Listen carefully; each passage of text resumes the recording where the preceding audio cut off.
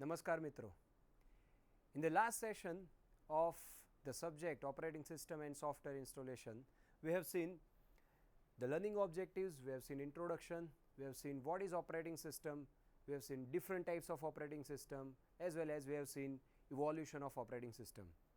Today in this video session, we are going to learn the most popular operating system, we are going to learn the market share of different operating systems, we are going to learn the functions that is to be performed by operating system, and finally we will learn the concepts of operating system. So let us start the session with the most popular operating systems.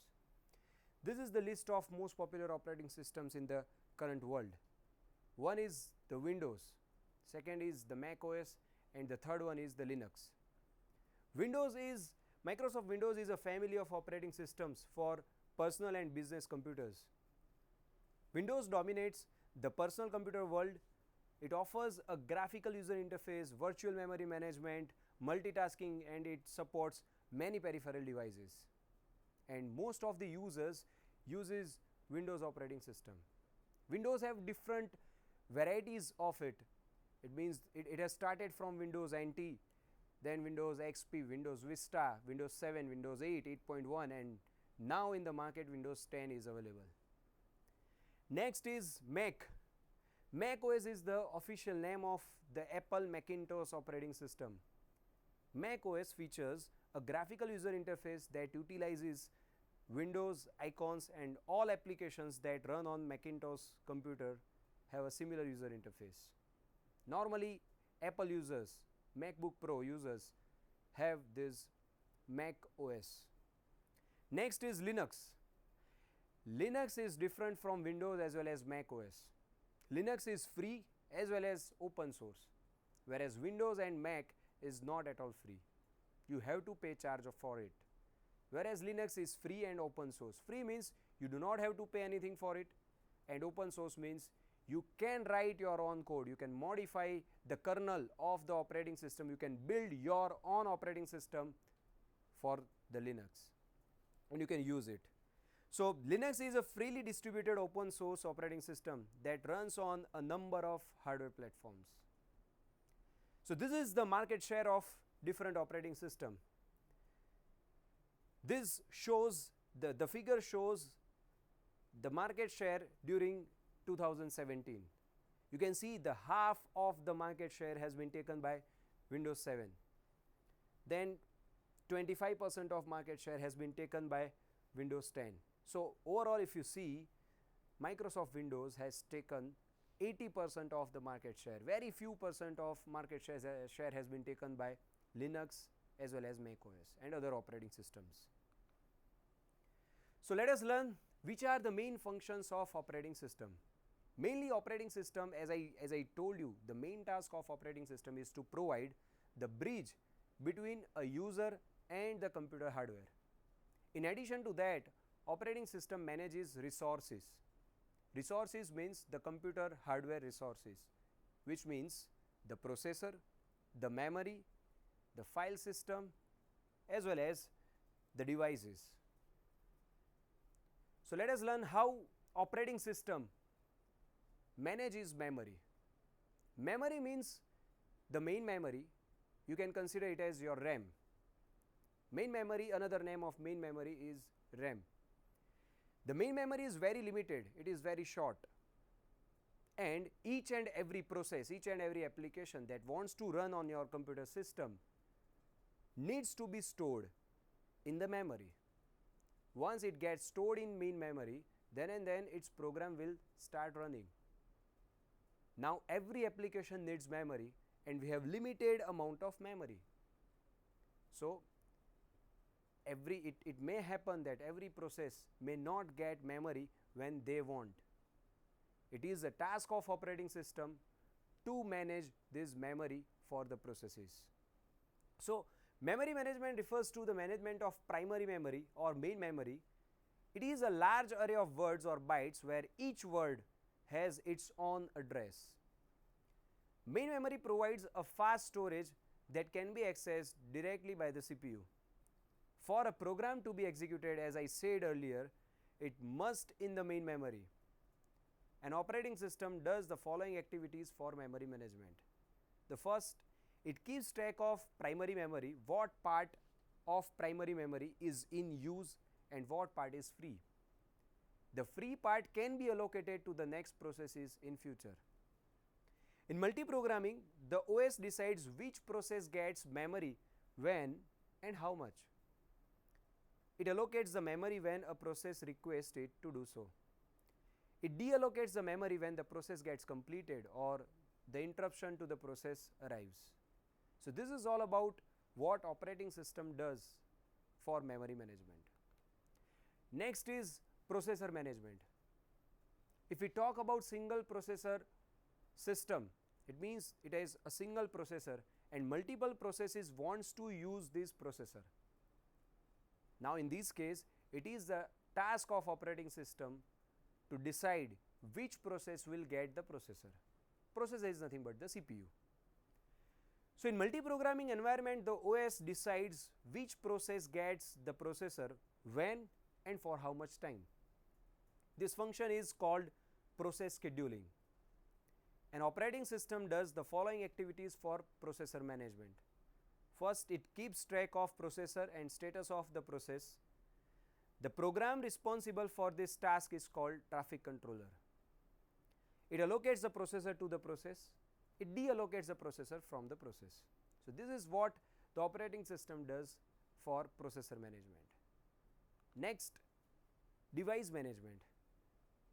A computer system gets connected to various devices, and normally these devices are called input-output devices, and it is the task of operating system to manage these input-output devices for the user, for the processes, for the applications. An operating system manages device communication via their respective drivers. You might be knowing that for each and every input-output devices, drivers are available. You must install these drivers along with operating system. Nowadays, the operating systems have inbuilt drivers in them. So when you install the operating systems, automatically drivers will also be installed. But sometimes if your driver gets corrupted, for example, the driver for sound gets corrupted, you may not listen the sound from your system. In that case, you have to find a driver for your system, you have to install it, then and then you will be able to listen the sound. So for every input-output device, drivers are available. It is the task of operating system to make it possible for the user. It does the following activities for device management. It keeps track of all devices. Program responsible for this task is known as I/O controller. It decides which process gets the device when and for how much time. It allocates the device to the process. It deallocates the device from the process. So these are all the tasks which operating system does for device management. Finally, next resource is file management. A file system is normally organized into directories for easy navigation and usage. These directories may contain files and other directories. Here you can say directories are nothing but the folders which you know. Folder હોય, ફોલ્ડરની અંદર file પણ હોય, ફોલ્ડરની અંદર બીજું folder પણ હોય, જે તમે તમારી નોર્મલ ડે ટુ ડે યુઝમાં ઓપરેટિંગ સિસ્ટમમાં તમારા ડેસ્કટોપ ઉપર યુઝ કરો છો એ. An operating system does the following activities for file management. It keeps track of the information, location, uses, status of your file. જો તમે તમારી કોઈ એક ડ્રાઈવ ઓપન કરો, એમાં ફોલ્ડર ઓપન કરો અને એ ફોલ્ડર ઓપન કર્યા પછી તમને એ ફોલ્ડરની અંદરની દરેક ફાઇલનું એક લિસ્ટ બતાવશે. એ લિસ્ટમાં તમને ફાઇલનું નામ બતાવશે, એનું લોકેશન બતાવેલું હોય, એ લાસ્ટ ક્યારે અપડેટ થઈ હતી એ પણ બતાવ્યું હોય, એ ફાઇલનો ટાઈપ બતાવે, એ ફાઇલ કોણ કોણ એક્સેસ કરી શકે એ પણ બતાવે. સો all these are task of operating system with respect to file management. Let us go ahead. Next very much important task for the operating system is to provide a user interface. User interface is the main feature provided by all operating systems. It provides way in which users interact with application programs and computer hardware. Almost all operating systems today provide graphical user interface. Before many years, there was command line interface. which was very difficult to use by the normal user. You have to write code, you have to write commands for getting the operations done, whereas nowadays GUIs are available. You can click on the icon, by using mouse and keyboard you can perform all your tasks. Next is running applications. To run any application, the operating system must allocate the computer resources like memory or IO devices, as we have seen in the last few slides. For example, to run applications like word processor and spreadsheets, the operating system should allocate the application programs and must load that application program into main memory, which we normally called as RAM. Next, operating system should provide support for built-in utility programs. The operating system uses these utility programs for maintenance and repairs. Utility programs help identify problems, locate the lost files, repair the corrupted files, the damaged files, and it also take backup of the data. Next task the operating system manages is the control of the computer hardware. The operating system lies between the programs, the application programs and basic input-output interface. The BIOS manages the hardware very efficiently. All programs that need hardware resources to run applications must go through this operating system, and the operating system can either access the hardware through BIOS or the device drivers. Next, we are going to learn other functions which are going to be performed by operating system, which operating system performs. The first is security. By means of password and similar other techniques, it prevents unauthorized access to program and data. You can lock your folders, you can lock your files so that other people, unprivileged access to your files, to your data can be restricted. તમે તમારી ફાઇલને તમે તમારા ફોલ્ડર્સને password protect કરી શકો જેથી બીજો કોઈ યુઝર એને એક્સેસ કરી શકે નહીં, and that task is provided by operating system. That facility is provided by operating system. Control over performance. It records a delay between the request for a service and response from the system. It also performs job accounting. It keeps track of time and resources used by various jobs and users. It also detects errors, production of dumps, traces, error messages and other debugging or error detecting aids. કેટલીક વખત તમે જો Windows use કરતા હો અને સિસ્ટમમાં કોઈ error આવે તો તમને ઓટોમેટિકલી વિન્ડોઝ એક મેસેજ આપશે that સિસ્ટમમાં આ એરર આવી છે. Do you want to perform troubleshoot, or else do you want to send a mail to the Microsoft? So that is nothing but error detecting facility, the error detecting aids. Next, it also coordinates softwares and users. The coordination and assignment of compilers, interpreters, assemblers and other software to the various users of computer systems. So these are all the tasks of operating system, the functions performed by operating system. Now let us learn the concepts of operating system. The first concept is multitasking. Multitasking is the ability to execute more than one task or programs at the same time. The terms multitasking and multiprocessing are often used interchangeably, although multiprocessing means that more than one processes are involved. In multitasking, only one processor or CPU is there, and only one process can access that CPU, but that access management, that scheduling is so efficient that user will not know that he is the only person, or other users are also there to use the processor. So in multitasking only one processor is involved, but it moves from one program or one task to another task so fast that it gives the appearance to the user that executing all of the programs at the same time. There are two basic types of multitasking. One is called preemptive and second is called non-preemptive.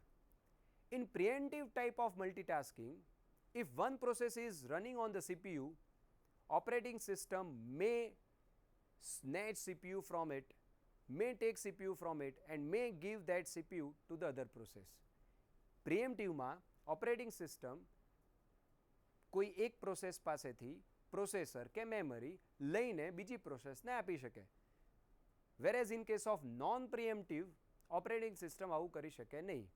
એક પ્રોસેસને કોઈ resource આપેલો હોય તો જ્યાં સુધી એ resource એ process છોડે નહીં ત્યાં સુધી ઓપરેટિંગ સિસ્ટમ બીજી કોઈ પ્રોસેસને એ રિસોર્સ આપી શકે નહીં. That is called non-preemptive.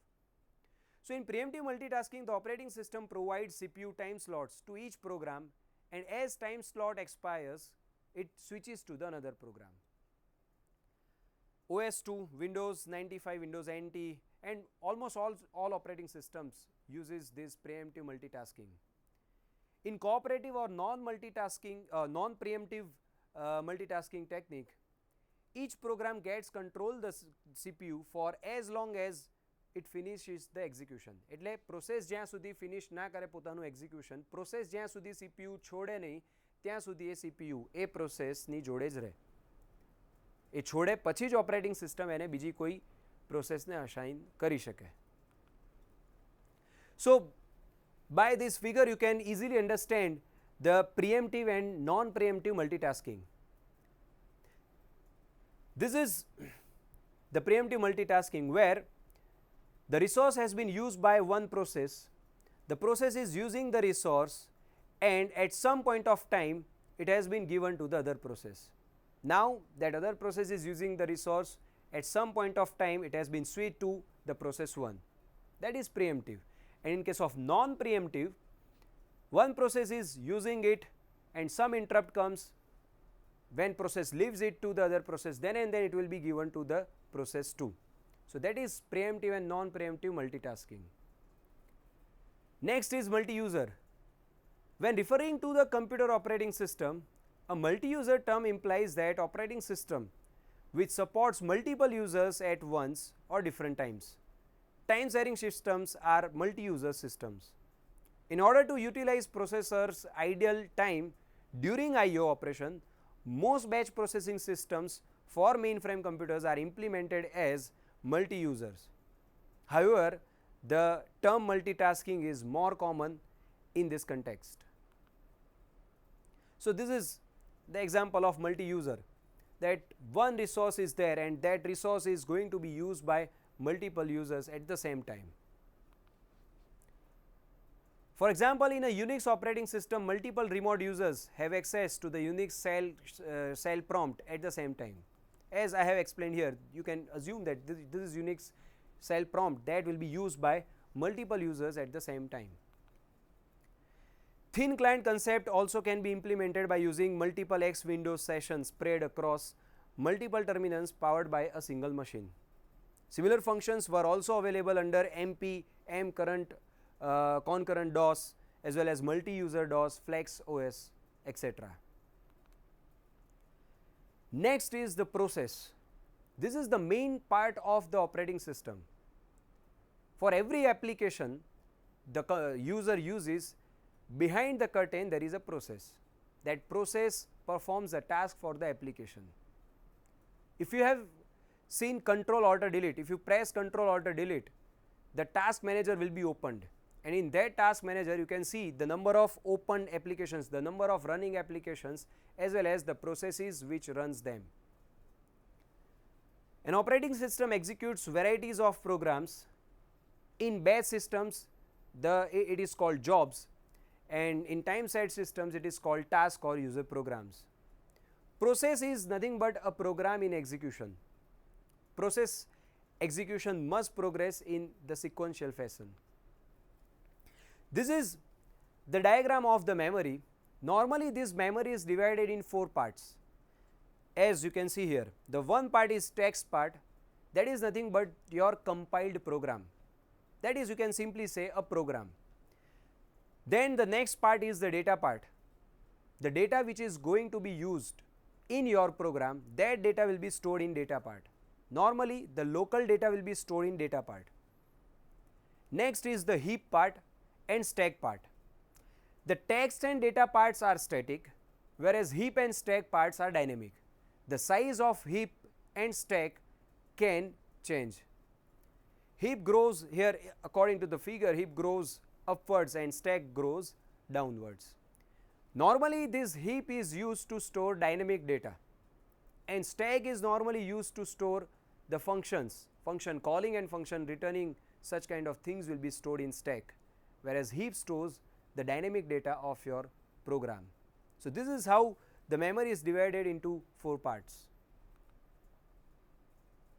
So this is what I have explained, what stack contains and what heap contains.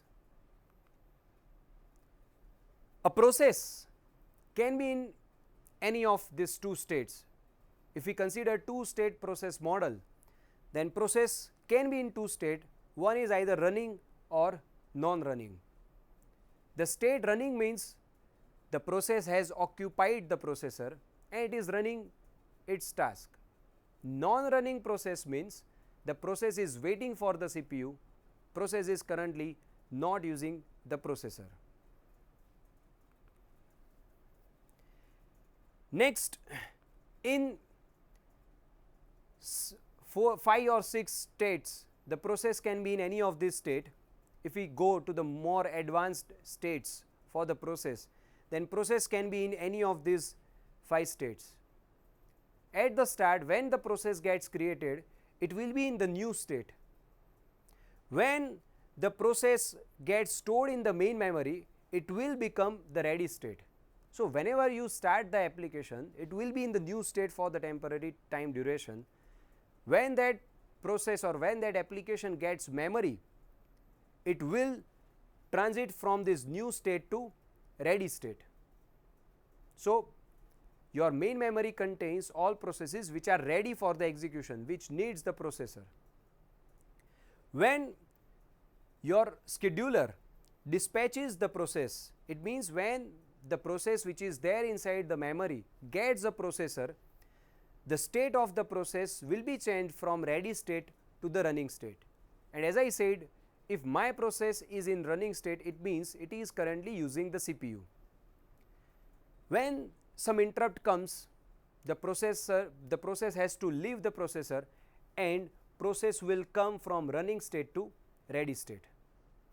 Sometimes process has to wait for IO operation. So in that case, process will go from running state to the waiting state, and once the IO operation gets completed, the process will go from waiting state to the ready state. Once the process gets completed, it will exit and it will go to the terminated state. So let us look at what each and every state says. New means the process is in the stage of being created. Ready means the process has all the resources available that it needed to run, but the CPU is not currently available. Running means the CPU is working on this process instruction.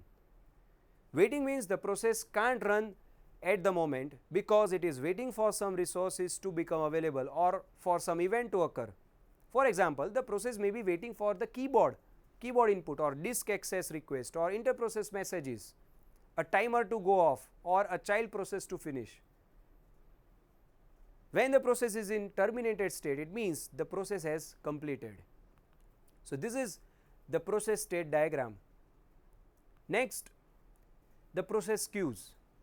So as you can see, whenever the process gets created and whenever the process gets memory, it will be stored into the ready queue.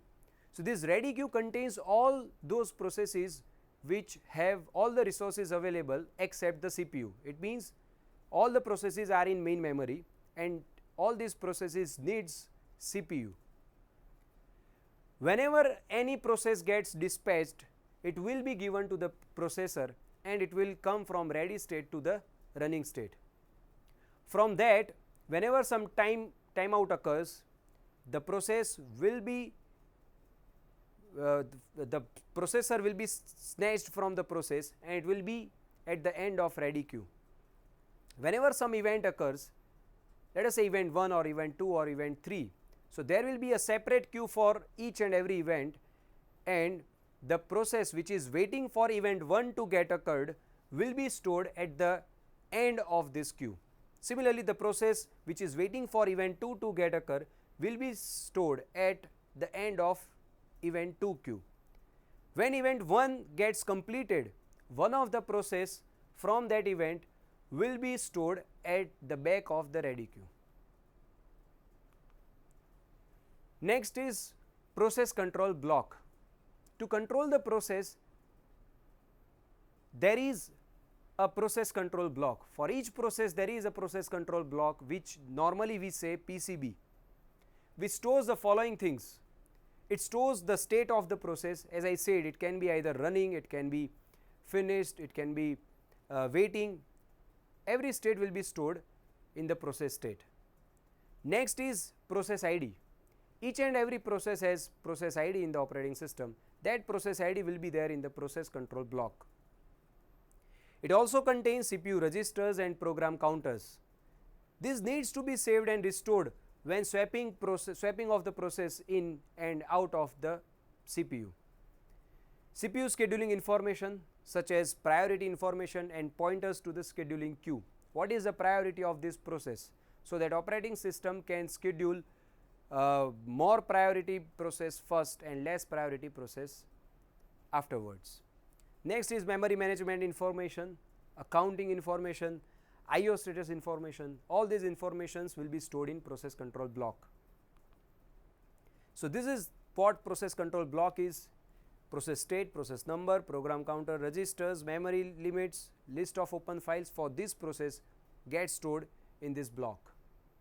So in this session we have learned the functions performed by operating system, most famous operating system, market share of most famous operating system, and various concepts of operating system. Next, other concepts of operating system we are going to learn in the next session. Thank you.